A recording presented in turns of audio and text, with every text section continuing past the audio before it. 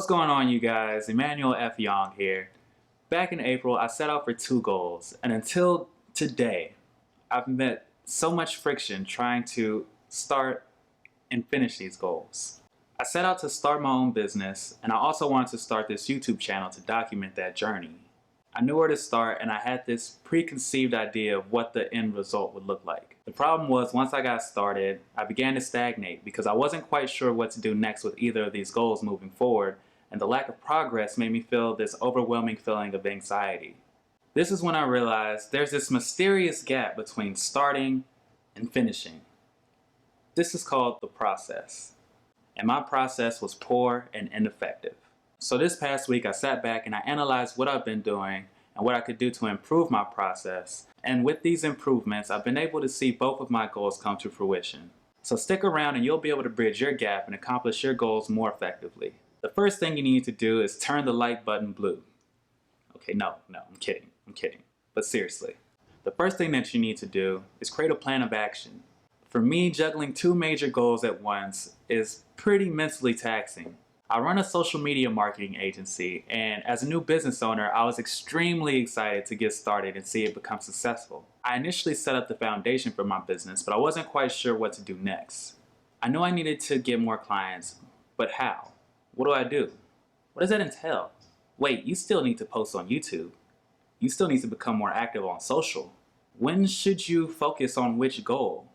I wasn't used to trying to accomplish so much at once, and you may be able to relate on some level. So to make the most out of your mental to-do list, the first thing you need to do is take time out of your day to map out an action plan for yourself for the whole week.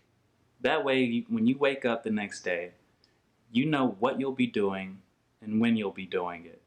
To help you see what that looks like, here's how I structured my day during the creation of this video. So 4 days out of the week, I wake up to go to my 9 to 5. Well, more like 9 to 2. And whatever free time that I find in between, I'll use that to come up with ideas for these videos, and I'll write out a script for them. Once I'm home, I'll go over the script and I'll record these videos, spending no more than 30 minutes on them. From 3:30 to 8 o'clock, I'll work on my business and I'll do lead generation in order to find more clients for my business. From 8:15 to 10:30, I'll edit the videos and prepare them for upload on YouTube and other social media platforms. Now keep in mind, this daily process may change and evolve on a day-to-day basis, which is why it's important for you to plan the whole week, each week. That way, if plans need to change one day, you'll be able to pivot and adjust a certain part of your day instead of the whole day being messed up. The next thing you need to do is measure your goals. For me, it wasn't enough just to say, I want to start a business or I want to start a YouTube channel. The way I made my goals more measurable was to tell myself that I'm going to contact 20 business owners a day. And for YouTube, I'm going to post twice a week. These quantifiable measurements for my goals are attainable and remove the stress of not feeling like I've been doing enough. I also benefit from the positive feedback loop of meeting these measurements, and it encourages me to do more. Now, applying this step is pretty easy. Let's say you're a skinny person and you want to look like Michael B. Jordan from Creed. We all know that most people quit going to the gym because they haven't seen results yet. But you're not most people, because you know to see results, you need to measure your goals. So you decide that you're going to go to the gym 3 times a week and you're going to gain 1 pound a week. At the end of each week, you weigh in and you see what progress you made. If you've gained 1 pound, then you're on track. If not, then pivot and adjust. Now, it's important to keep these measurements attainable and realistic. Don't think you're going to be Michael B. Jordan's stunt double in a month, because you'll be setting yourself up for disappointment and you'll be discouraged. And because of that, you won't see your goal all the way through.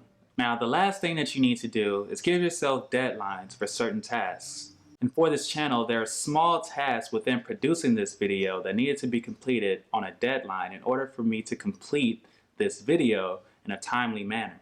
For instance, I had to write out video ideas, but not just any video ideas. Ideas that I resonated with and I felt that you would resonate with as well as want to hear. I then had to write out a script for that idea, and then film, and then edit. Each of those tasks combines to make one video, and they all have their own deadlines. Now, setting a deadline isn't enough. Get on whatever social media platform that you have and tell the world about your project and its deadline. The feeling of external pressure will offer you the opportunity to show others, and most importantly yourself, that you are dependable and that you can follow through on your word. With that said, it's important to be honest with yourself. Setting unrealistic expectations is equivalent to setting yourself up for disappointment if you fail to follow through. Now, to wrap this up, the most important thing I can give you is the glue that holds all of this together, which is appreciate and enjoy your process. You see, I think we're all guilty of being fascinated with results, which is why we admire people like Kobe or Kanye or Donald Glover or Steve Jobs or Mark Zuckerberg, because we see their success, their result. The problem with that is we don't respect and acknowledge the process that it took for them to see that level of success. But without process, there is no success, which is why I stress to you now, process before success. If things are going slow for you, it's okay.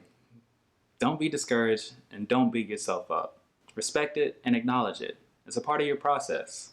If you're not on track with where you want to be, stop and analyze what's causing you to slow down and adjust. Keep moving forward and you'll be right back on track.